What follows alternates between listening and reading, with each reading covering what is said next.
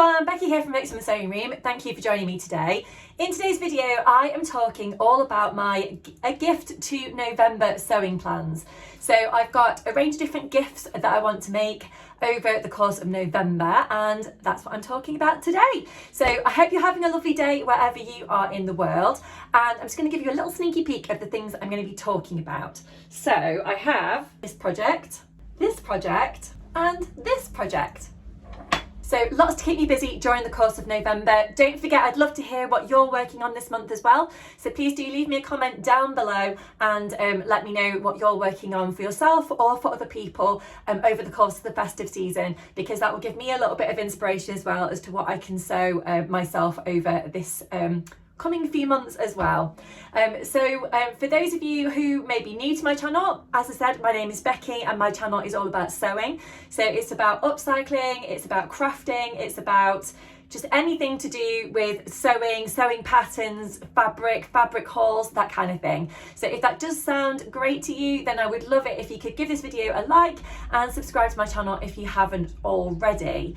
So I've been having a little think about things that I want to sew over the next month to 2 months in the lead up to Christmas. And I don't know about you, but this time of year is always super busy for me.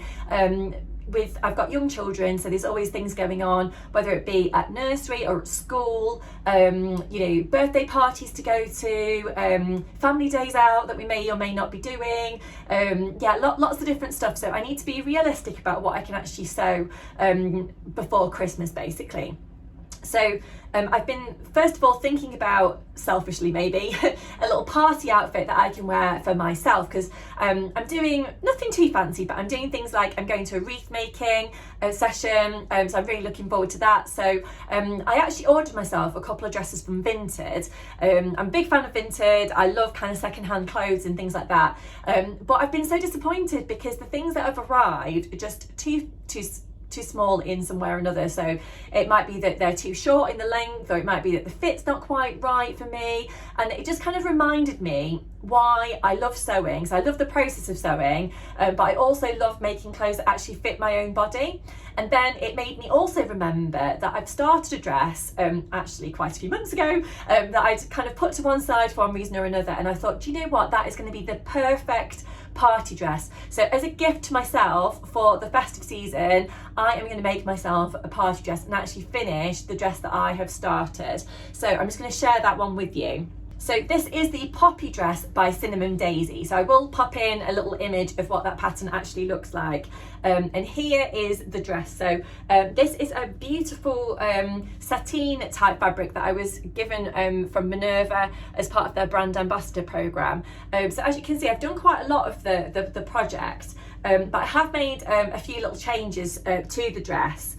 And this fabric is a gorgeous fabric, but I found that it's been a little bit tricky to sew with, because even though I've used a brand new needle and I used a nice sharp needle for sewing it, I have actually made a few little runs in the fabric, which is, completely user error, I'm sure, probably nothing to do with the fabric, but I'm still going to be able to wear it, so it's fine. But I kind of got a little bit cross with myself when that happened, and then I tried to put a normal zip in the back of the dress, and I found that with this fabric it just wasn't working very well, so I've had to unpick it, and then I've bought an invisible zip, which I now need to put in. But it's a beautiful pattern. As you can see, it's got some lovely poofy sleeves, which have got elastic over the shoulder, and then it's got elastic around the kind of cuff area of the sleeve as well. It's not really a cuff, I suppose. It goes around the upper part of your arm. And it's got a beautiful bodice. You probably can't see in this fabric, but it's actually made up of a few different pieces. So I think there's 1, 2, 3 pieces as part of the bodice, which creates a beautiful shaping around the bust. For this pattern, you can either insert a zip at the back, or you can choose to do some faux shearing instead. So I decided to go for the zip option for this. And I also decided to change the skirt. So the skirt pattern that comes, the pattern piece that comes with the project, is I think 1 pattern piece to make a kind of gathered skirt, but I decided that I wanted to do a tiered skirt instead. So I used some pattern pieces that I'd got from a free pattern that I liked, that I got on a magazine a while ago, but user error, I actually didn't measure the pieces well enough, so although they've actually gone onto the dress really nicely, it's now too short. So I've now got to add on an extra panel onto the bottom. So last night I had a look at what fabric I'd actually got left over, and I have cut out another panel which I now need to sew onto the dress. So I'm hoping that I can get that done soon. This week I'm actually going to see Steps the musical. For those of you who may be unaware who Steps are a 90s band that I quite like, and a friend of mine said, do you want to go and see the Steps musical? And I thought, yeah, I love a musical, why not? So we're going to that. So if I can possibly, it's probably a little bit of a long shot, but if I can get this dress finished by the time we go for the Steps musical, I can wear it to that, and then I can also wear it to my wreath making that I'm doing around Christmas time, and I can wear it for any other kind of festive parties or drinks or anything like that I'm going to as well. So yeah, so that is this one. So I'm looking forward to getting it finished. I've got my zip here ready to go as well, and I'm actually stood right in front of my sewing machine, even though you can't see it, it's directly below my camera here. So it'd be really nice to get this one done soon as I can.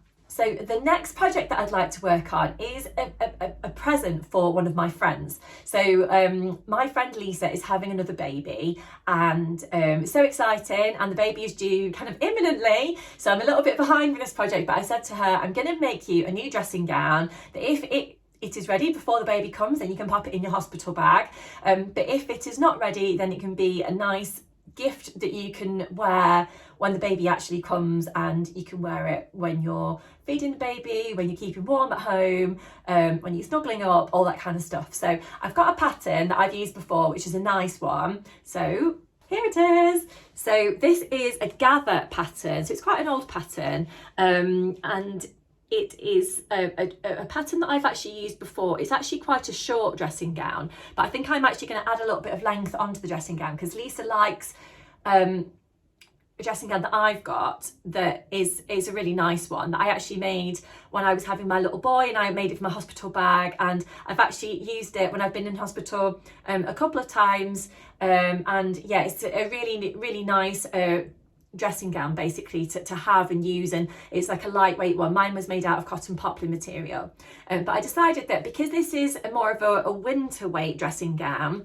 but I also want it to feel sort of nice and her to feel special when she's wearing it, I decided that I was going to use this velour fabric instead. So it's quite a bold fabric. This one is from Minerva as well, and as I said, it's velour, so it's got a beautiful kind of shiny snuggliness to it, if you can say those words together, shiny and snuggliness. But I think it would be lovely to wear at this time of year basically, and hopefully feel quite nice when you're actually wearing it. Ooh, if you can hear that little singing noise in the background, that's my washing machine finishing. So on the inside, it's just a plain white material, and then obviously on the outside we've got these big bold flowers with the green background and the big pink flowers there. So I think that Lisa is going to love this fabric, and hopefully she's going to enjoy wearing her dressing gown as well. So I was thinking that I could probably make the majority of this project on my overlocker, because this is a stretch fabric. Not that the dressing gown needs to have any stretch about it, to be honest, because I made my other one in a woven material, but it just so happens that I thought, why not, let's use this one instead, because I've got this fabric at home, and I really want to sew it up soon, and I know that Lisa will really appreciate a new dressing gown to wear. So yeah, I think I'm gonna use this particular pattern that I have used myself before, and I'm just going to add a little bit of length onto it, and possibly extend the arms a little bit, because I think the arms kind of in the original pattern kind of come above the wrist, so it'd probably be nice to just extend those down a little bit.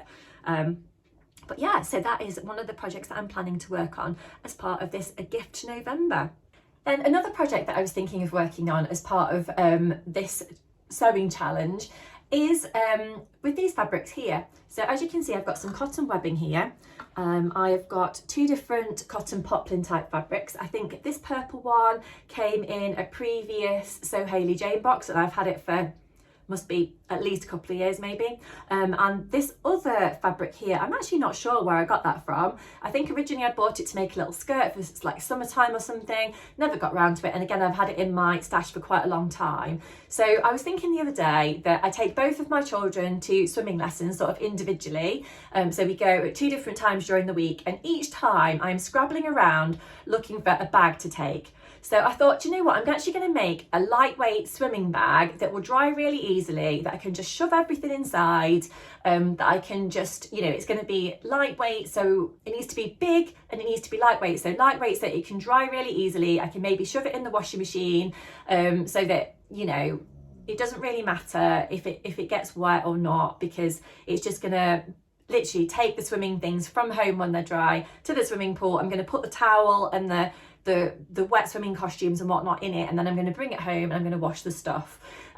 So maybe I'm going to fit a couple of stacks in there as well. So usually what I take is a bag for life. So I'm sure most of you know what a bag for life is, but they're from the supermarket and they're nice and big. So I've not got one to hand at the moment, but I have got this Primark bag. So this is obviously a cardboard paper bag, so this is obviously not going to work for a swimming bag because it'd get wet, but I just wanted to get an idea of size. So this is the sort of size that I'm thinking of for the swimming bag. So I was actually going to use this Primark bag as a kind of pattern, so I could actually use the size of that to actually guide me to make this swimming bag.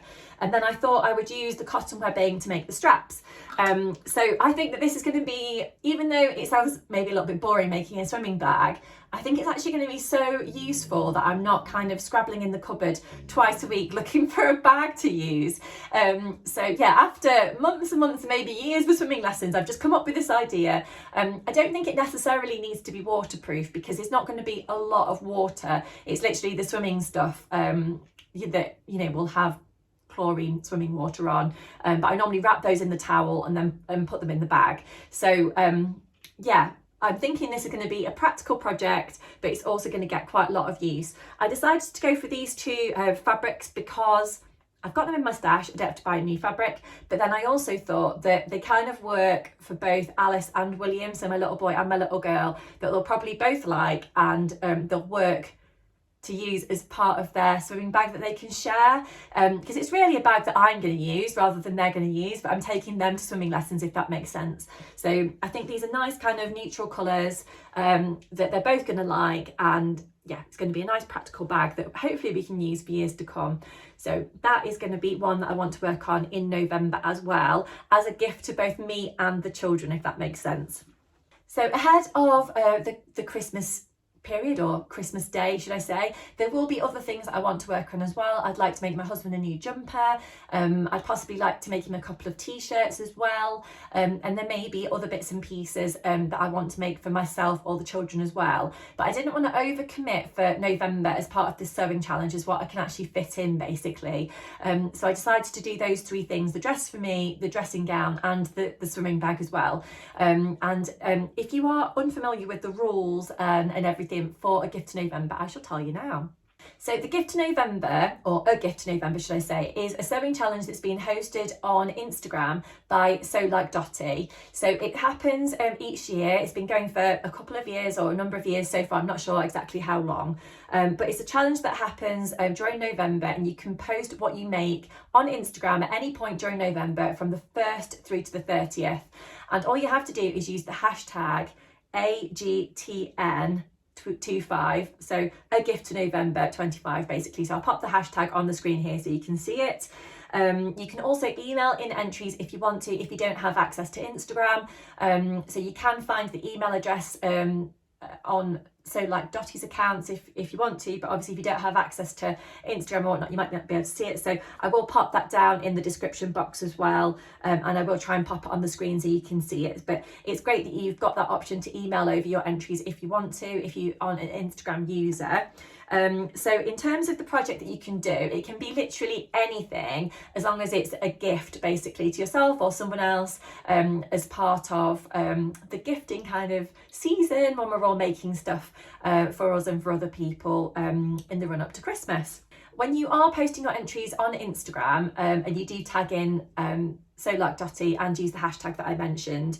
It would also be great if you could note your country of residence as well. That's just so that it's easier to kind of allocate, should I say, prizes at the end. You know, if some of them are particularly UK based or international or anything like that, it's just great to know whereabouts you live. It just makes it a little bit easier for allocating prizes. As I said, you can enter on Instagram anytime from the 1st to the 30th of November, so you've got lots of time to get making and get posting.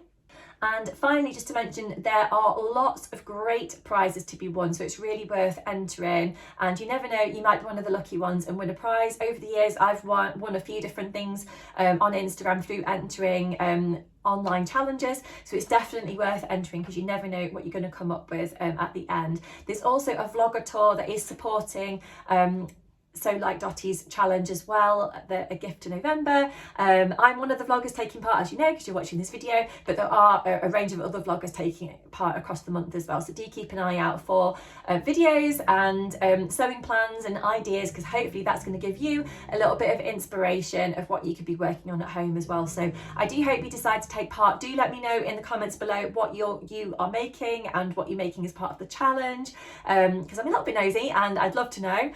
So that would be great, and I hope you've enjoyed learning about some of the bits and pieces that I'm working on as well. I feel like I've not had loads of time recently for sewing. I'm trying to squeeze in bits and bobs here and there in the evening, on the weekend, wherever I've got a little bit of a gap, because as you know, I love to sew, but I've been so busy with family life recently, and one thing or another, I'm just struggling a little bit to kind of fit in time, but I have worked on a lovely new bag project which I'm going to share soon. I'm going to be putting a little YouTube short together, so do keep an eye out for that, and I will talk about it more in another video that I've got coming up soon with other kind of makes that I've been doing, and hopefully I'll be sharing some of these bits and pieces soon that I've talked about in this video as well, so you can hear about the making process, how I got on, what I found out, all that kind of stuff. But I hope you've enjoyed watching today, and I hope you're having a great week wherever you are in the world. Do keep an eye out for my future content. If you do press the little notification bell on YouTube, you will be able to see my videos as soon as they come out and get a little notification as well. But until next time, I'll leave it there. Thank you so much for joining me today, and I'll see you again really soon. Bye.